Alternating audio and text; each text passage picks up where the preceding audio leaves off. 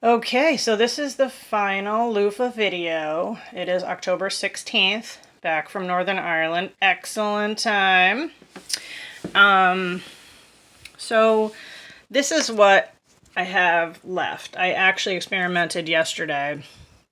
Again, we're in Massachusetts. It's really been dipping down. I know that there's going to be frost soon. I think we already had it, but again, these are at the point that they're going to rot if I don't do something. So here we have, like, this is like 2 foot long. This is a foot. They're huge. And if you think I'm going to like throw these out, you're out of your mind. Some did rot, so I threw them out, but they're like rock solid. There's no way I can peel these. Some are soft a little bit, so I don't know if they're just not formed or what. Others are very hard, and I'm like, you know what, the fiber's good in there. But again, the problem is trying to peel. So when I've done my loofah info, you know, we just have to work harder up here, okay? There's no two ways about it. And picking out the seeds and cleaning and bleaching is idiot work, as my father would say, but the end product is awesome. And here's my bag. Oh, that's my bag from Northern Ireland. Went to a handmade wool shop. So I have this huge bag of all my loofahs. And what's really cool is everything is all the fibers are so different. So you have this one, which is thick. This one as well. Let me try to find a real thin one. Here's like the full one that I had. It's like very, very thin. But I could even cut that when it's wet, or I don't have to. I just think it's kind of cool. So, oh, and seeds are still coming out.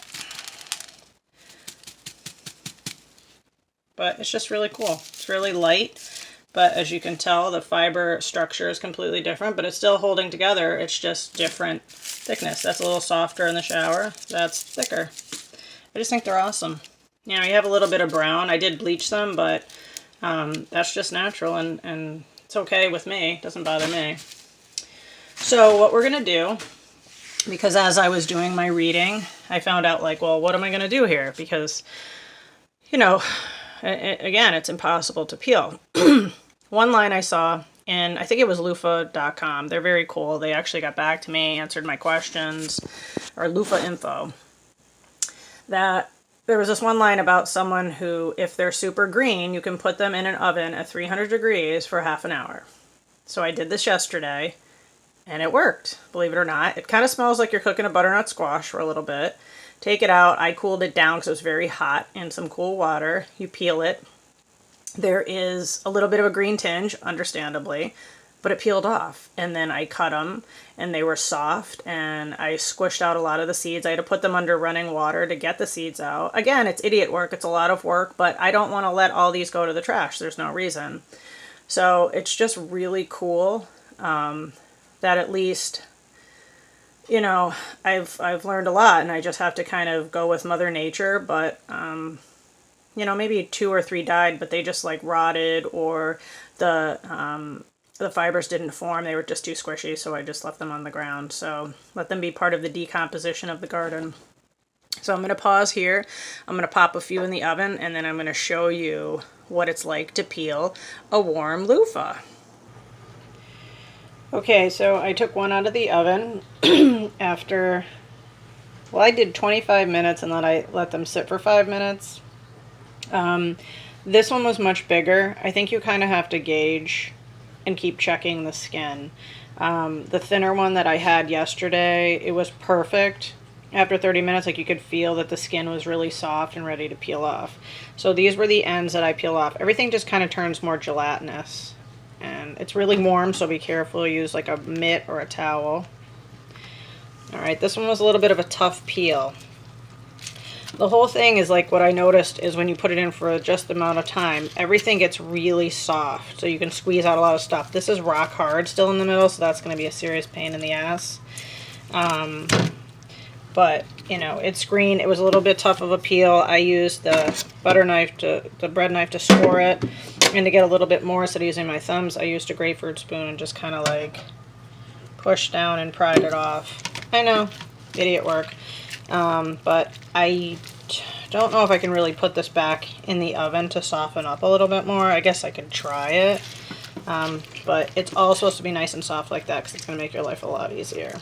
The other two I put back in actually for 10 more minutes because this one and the other one were actually taken from outside this morning where it was very cold. So I think that hampers it. You have to put all these little factors into condition. It's like cook your steak when it's at room temperature, not right out of the fridge, etc., etc.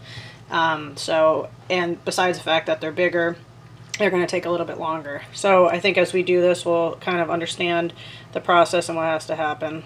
So to be continued. Okay, so that really hard one that I was showing you just a second ago, I cut open. This was completely full. It's just full of like gel-like material. And the seeds are white, so I think it just means immature. And it's just so rock hard. It's like a workout. So I just might, I don't know. We're going to see. I tried to put these pieces in the oven for like 10 minutes and they got warm, but nothing really happened to the matrix, which is solid. So not only do you have to get like all the seeds out of here, but you want to bleach it and just make sure that there's no organic material because you don't want things to rot or mold or whatever. And so I don't know, the jury's out on this. I'm not sure. I might soak it in hot water or just water all day and see if it softens. Sometimes that really works, helps to loosen stuff up. But I'm not going to go crazy. If it's just this difficult when I get back later, I'll probably just throw them out. I know, throw them out. I shouldn't even be talking like that. It's blasphemy. But it's just some stuff is just really too hard. And or I might just cut them open and cut out the middle and keep the outside, bleach that. I have some pieces like that because I just couldn't get all the stuff out of the middle. And then maybe try to get crafty and try to sew something together somehow. I don't know. But I feel like everything has a purpose and I just don't want to just chuck everything in the trash, you know. This was just, they're just so big and they're just wonderful. So I like to give it a little extra effort as much as possible. And hopefully, we can see what happens. Alright, I'm going to grab the other two out of the oven and let's just see how that goes. Okay, so on top of the regular 25 minutes, I ended up putting it in for another 20 minutes. But I kept checking it every 5 minutes. So this large one, they're all still really warm. This started to turn kind of like an olive color. Okay, so it lightened. It is more pliable. It's very warm right now. I might just let it sit and kind of steam. I feel like, you know, when you're trying to get the skin off something, say like red peppers, if you ever cook them on a gas stove, you wrap them in plastic wrap after to kind of help with the steam and everything. So, because it's very hot in here, so hopefully if I sit, it'll just kind of soften up a little more, but I don't think it needs to be in the oven anymore. It kind of smells like a little bit of a pumpkin kind of cooking. This one stayed green, but to me it's softer, which is nice, but I'm just going to let it kind of cool here and see what happens. It can maybe like just cook itself down a little bit. It's squishy here. Squishy on the ends, which is good. So it's just the middle, because these are just so big, you want to make sure that. So I'm just going to wrap them in a towel, let them sit, and maybe address them before I leave for work or when I come home. All right, to be continued.